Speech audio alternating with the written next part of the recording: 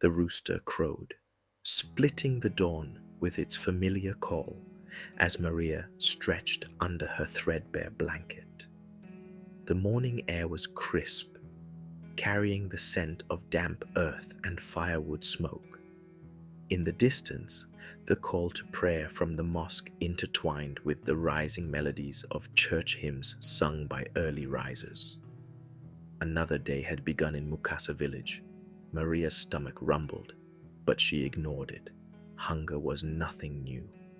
She rose from her straw mat, whispering, "Thank you, Lord, for another day," a habit she had kept, even in the hardest of times. She stepped outside, her bare feet greeting the cool soil, and inhaled deeply, savoring the freshness of morning air, one of the million little miracles she had learned to appreciate. Her mother, Mama Grace, was already up, tending to the small charcoal stove. "Maria, fetch water before the sun gets too hot," she said, her voice thick with exhaustion. Years of struggle had worn her face, but her spirit remained unbroken. Maria took the battered yellow jerry can and started the long walk to the village borehole. Along the way, she exchanged greetings with neighbors, their voices carrying warmth despite their shared hardships. At the borehole, a long queue had already formed. The metallic clank of the pump echoed, accompanied by children's laughter as they played barefoot in the dust. She filled her jerry can, grateful for the clean water, something she had once taken for granted. "Thank you, Lord," she whispered again. How many times had she prayed for provision, forgetting that the simple things, water, air, laughter, were answers to prayer? Back home, Mama Grace prepared black tea and boiled cassava. "Eat, my child," she urged, pushing the small portion toward Maria. "The Lord provides." Maria chewed slowly, feeling the warmth of the tea spread through her body. It wasn't much, but it was something. Across the compound, old Mr. Kamau sat on a wooden stool, squinting at the rising sun.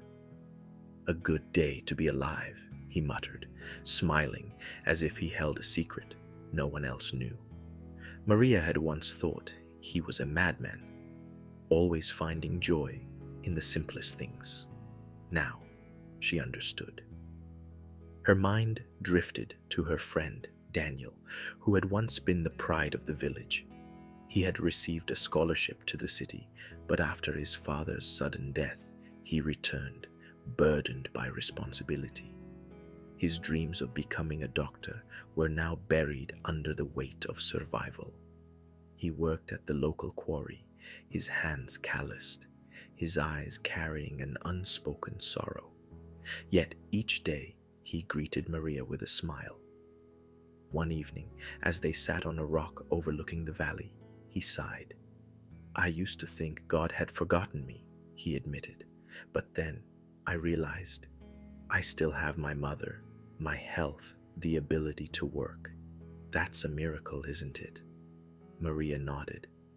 Life had been unfair, but amidst the struggles, there were blessings they often overlooked. The sun rising each day, the kindness of strangers, the ability to wake up and try again. Then came the flood.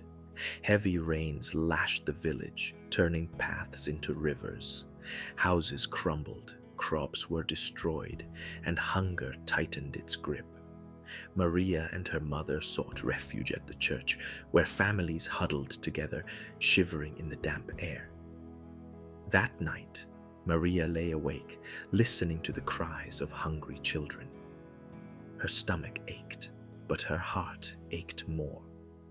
"God, are you still here?" she whispered. In the darkness, a voice replied, not from heaven, but from an old woman beside her. "We are alive. We are together. God is here." The next morning, relief workers arrived with food and blankets. The community, though battered, stood strong. Neighbors shared what little they had.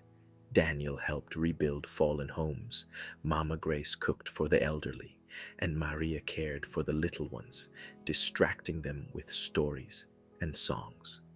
Days turned to weeks, and life slowly found a rhythm again. The crops regrew, the houses were rebuilt, and laughter returned to the village. Maria, standing by the borehole one morning, closed her eyes and smiled. She had once thought miracles were only grand gestures, healing the sick, parting seas, raising the dead. But now she saw them everywhere, in the first sip of morning tea, in the laughter of a friend, in the strength to face another day, a million little miracles. "Thank you, Lord," she whispered once more, knowing he had never left them,